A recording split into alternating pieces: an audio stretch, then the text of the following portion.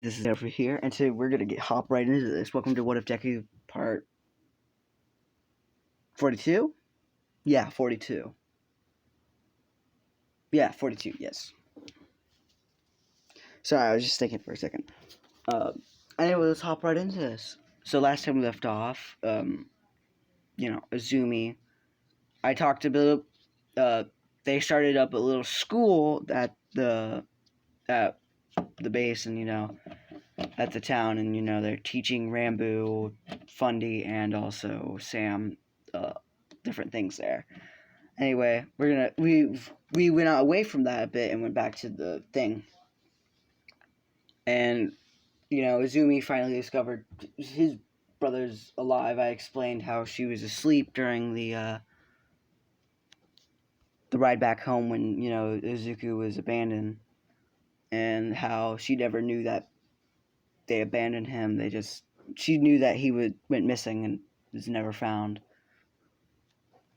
You found that he was alive.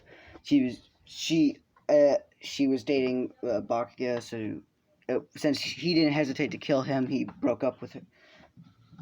He broke up with Bakugo. She broke up with Bakugo. She broke up with Bakugo. She went to her parents' house. She went on saying how he's alive, and they were declining that he was for a month straight.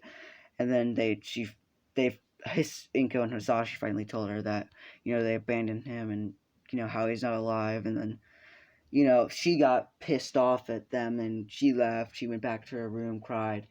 A year passes. She graduates UA because she was a third year.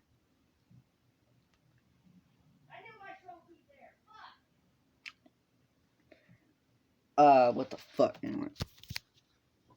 Anyway, she decided to leave the wall, and that's where we left off. Let's hop on in. Just a little recap on the whole on thing. So she leaves the wall at. She has to leave the wall late at night, so then no one would notice. But she had it planned for a while. She left the wall, and she got over the wall, but it was pretty dark. It was pretty much nighttime, but it was pretty much night. It was dark. There was fucking the mobs everywhere. There was mobs like almost everywhere. There were some safe zones, as I've said. There's different ratings. Like five's the highest. Five's like the highest one. Like that's like, oh shit, you should get the fuck out of there. And then everything else is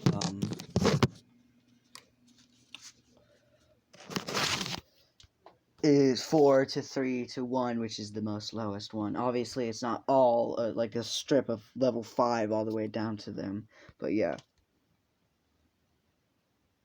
So as I've said, it takes like a half a day to get there. So she would continue to go all the way through, and she dealt with a lot of mobs, which she's not exactly trained in that category, so it takes a while for her to kill them.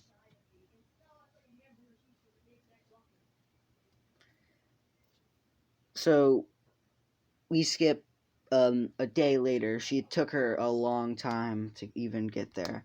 During the day, she was out of energy by that point and fell asleep for most of the day. And we go back to the base. It's nighttime. It's around nighttime by this point.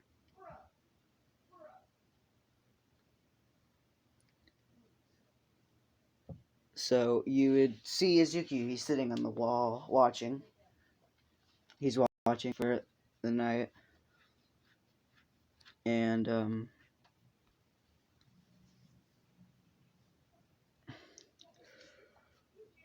sorry, I'm a bit tired.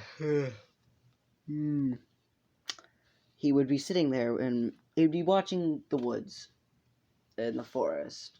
He would look up at the stars every once in a while.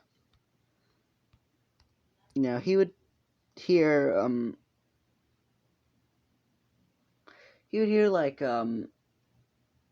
movement. You would hear the bushes like moving and stuff, and like twigs breaking. And he would draw his weapon, and he would see Izumi stumbling out of the woods with holding her arm. She's like covered in like she's covered in like cuts and blood and just bruised a lot. And you'd see her fall down, fall to the floor unconscious. Izuki would drop down and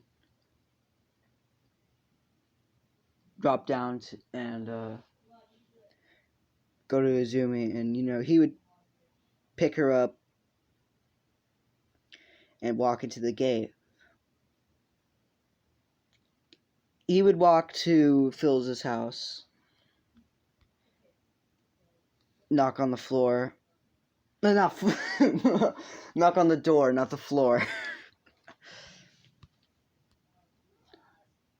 All right, I'm kind of stupid.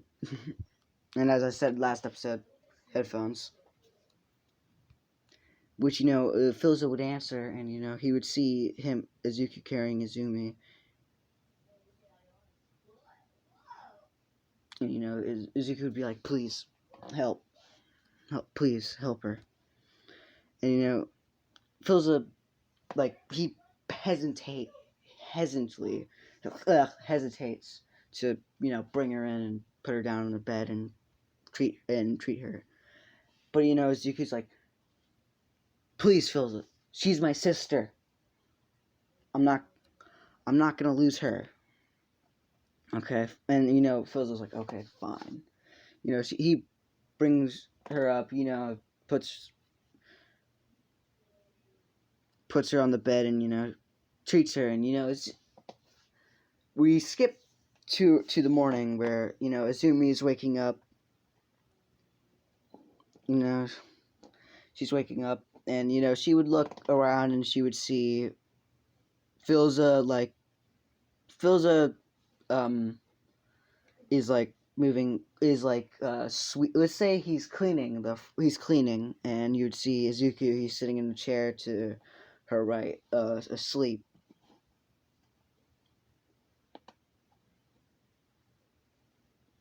She would wake up, and she'd be like, what happened? What where am I? And Phil's would look at her and is like, you're awake. Well, you're in my house.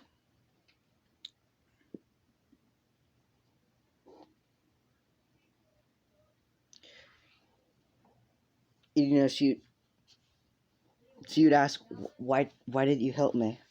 I've caused pain to you guys. Taken I taken I took Izuku away from you, and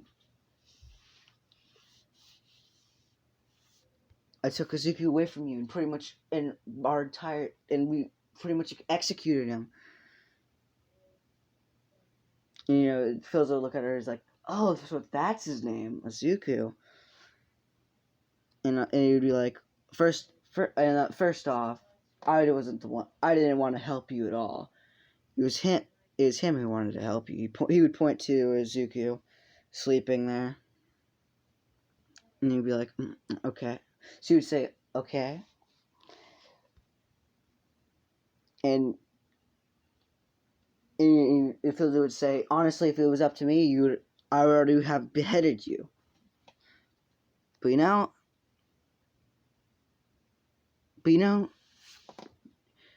Izuku, or what we call him around here, Dream, helped us a lot. Help us a lot around here. So this is so he'll be taking this as a favor from me. So you, but know this. All the others here aren't going to be too happy to see you. So I would suggest waiting for him to wake up.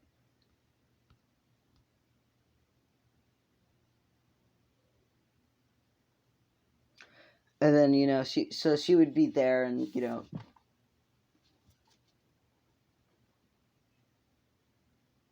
um, and you would hear someone knock at the door, and Phil's would go get it, and it would be Creepa, Rambo, and Sam. Uh, Creepa would say, "Philza, do you know where Dream is? I haven't seen him. I haven't. He didn't come back last night, and we're just a little worried." And Phil's was like, "Oh, don't. Oh, he's fine. He's up.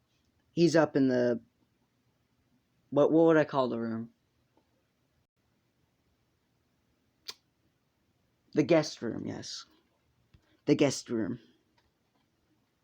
Yeah, she's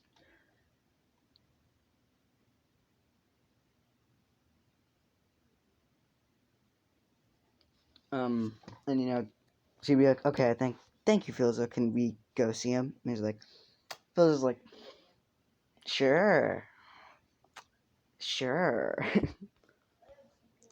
And she asked, "What was the tone?" And he's like, You'll see when you go up there." And she's like, "Okay." Sorry. Anyway, sorry. I was just as I've said, listen to music. As I've said, I'm listening to music, so I was just listening to music a little bit. Anyway, let's get on with this. So Philza, Rambo, and Sam.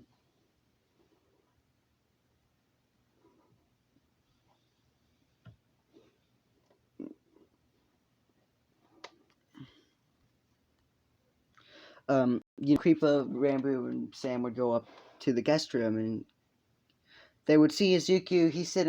They would see Izuku sitting on the chair, sleeping.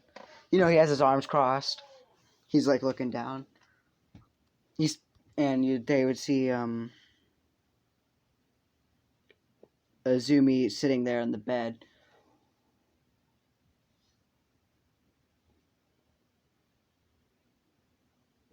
And they would, and she would be like, and Creepa would be like, "What are you doing here?"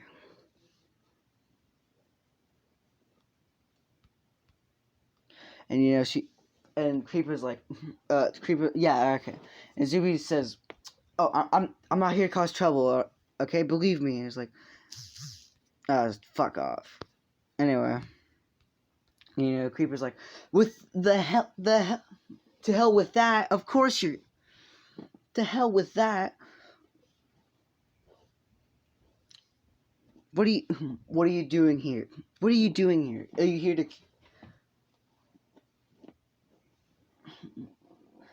What are you doing here? Because you're obviously not here to make peace. Azumi's like, "That's exactly why I'm here." And she's like, Creeper says, "Yeah, right." As she would walk, as like Rambo and Sam would be like, calm down, mom. Calm down. Calm down, mom. Calm down. You know.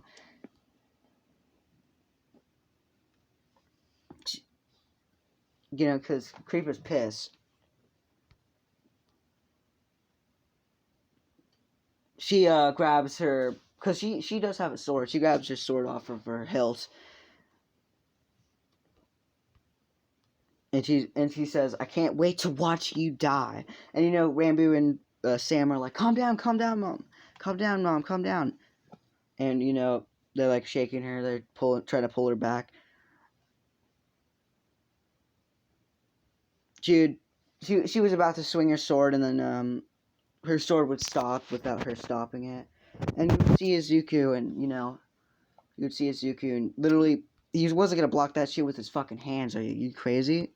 Nah, but he is crazy for doing this. He literally put his head in the way and just let the sword hit his mask. Which pretty much he knows it's unbreakable. Like, he fell on his fucking face with this thing. Like, he's fine. This thing has not broken at all. He's been wearing this for fucking years. And I'm gonna end it there, cause I'm an asshole. So hope you guys enjoyed. Goodbye.